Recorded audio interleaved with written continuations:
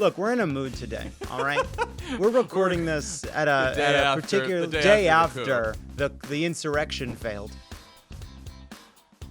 Welcome to Speechwriters React. With Joe Biden's inauguration just days away, thought we'd take a look back at some past inaugural addresses, explain what goes into writing one, and take a guess at what Joe Biden might have to say in his first speech as President of the United States. I'm Jon Favreau, former head speechwriter for Barack Obama. I'm Jon Lovett. I was a speechwriter to Hillary Clinton and a speechwriter to President Barack Obama when John hired me, despite the efforts by some to prevent that from happening. I'll just say this.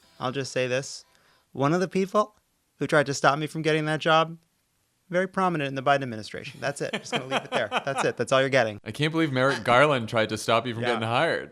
Stakes of an inaugural are probably feel higher than they should. Some of the most famous presidential lines in history come from inaugurals. And so, my fellow Americans, ask not what your country can do for you. Ask what you can do for your country. There is a certain pressure, I think, to write an inaugural for history. And you feel that when you start the inaugural process. Though my experience is, and my advice to future speechwriters who are writing inaugural addresses, is to not quite think of it as a speech for history, but think of it as a speech that should be in the moment and of the moment, and sort of write for the time and place and moment that you find yourself in. Let's start off with one of the most famous inaugurals ever. This is FDR's first in 1933.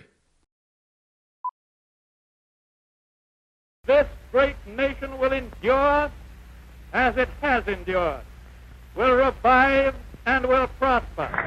So first of all, let me assert my firm belief that the only thing we have to fear is fear itself. Nameless, unreasoning, unjustified terror, which paralyzes needed efforts to convert retreat into advance. In every dark hour of our national life, a leadership of frankness and of vigor has met with that understanding and support of the people themselves, which is essential to victory. I was struck in the speech by how similar over the decades and centuries even, the basic structure of a political speech is, right? There's like just a very common structure, which is, we have all these challenges as a country, but don't worry, we have everything we need to beat these challenges. All we have to do is my political agenda. Yeah, that's it. That's every single. And he does that. He talks about the Depression, right?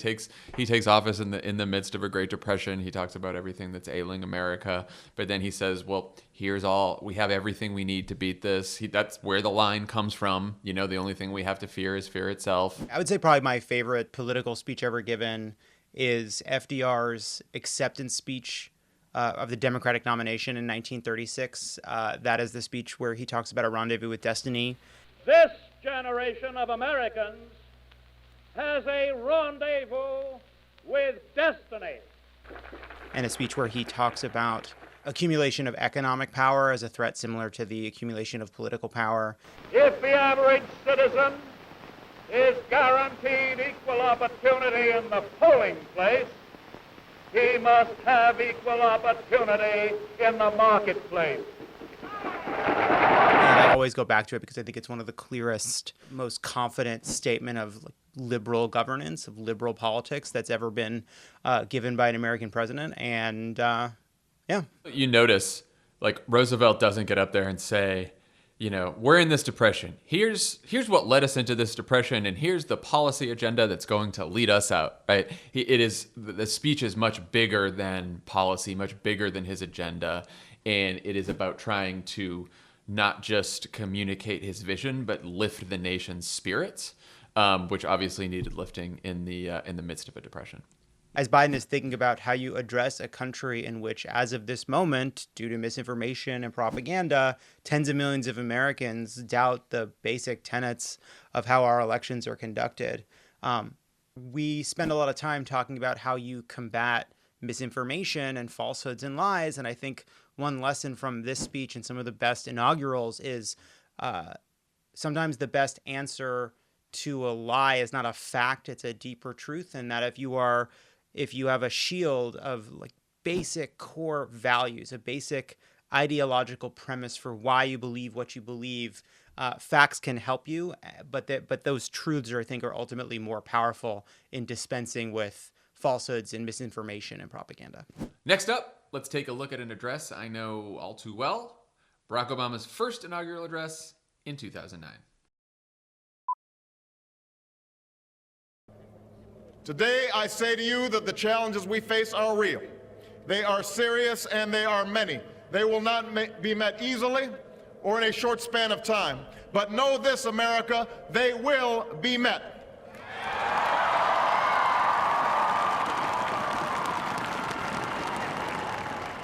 On this day, we gather because we have chosen hope over fear, unity of purpose over conflict and discord. On this day, we come to proclaim an end to the petty grievances and false promises, the recriminations and worn-out dogmas that for far too long have strangled our politics. We remain a young nation, but in the words of Scripture, the time has come to set aside childish things.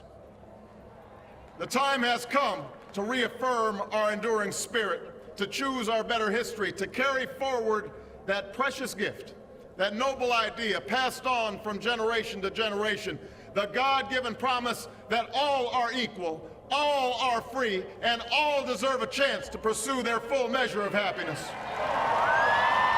You can hear in this, again, sort of how it almost mimics that FDR speech that we listened to at the beginning, whether we did so consciously or not, and I would say not. But I say to you, the challenges are real, they're serious, and they are many. They will not be met easily or in a short time span, but know this, they will be met, right? We wanted him to have a line to land on where people could feel like, yes, we are in the middle of an economic crisis, a great recession. I remember him telling me, look, we want an inaugural that is hopeful, but we also want an inaugural that recognizes how bad everything is right now, because we can't just be way up here telling people, hope, change, everything's wonderful, like we did for most of the campaign, because now people, we're losing 800,000 jobs a month and the banking system is frozen up, and yet, so you have to dig deep in a speech like this to reflect the severity of the times that we're in, but then also try to lift people up from there, much like FDR did in that 1933 inaugural.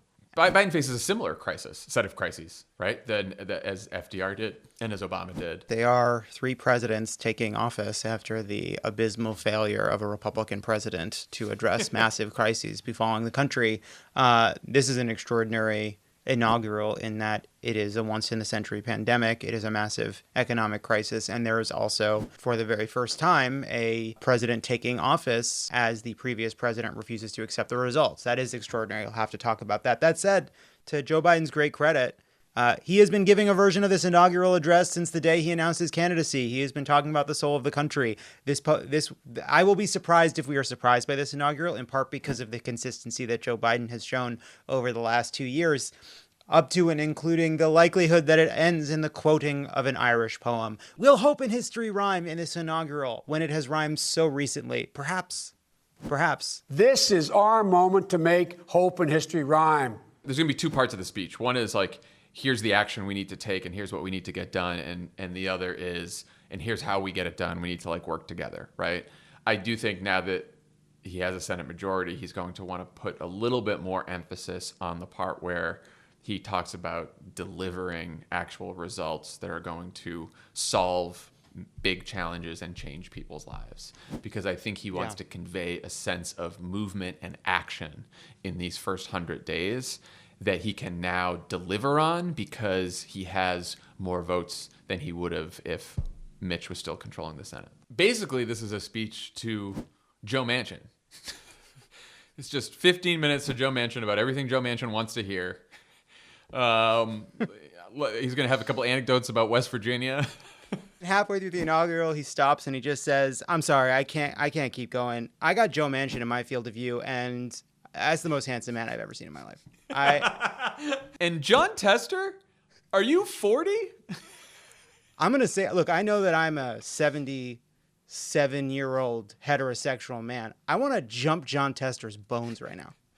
Is that crazy? It's a new year. We're about to have a new president. On the eve of this inauguration, there's never been a better time for new beginnings, which is why Oh my goodness.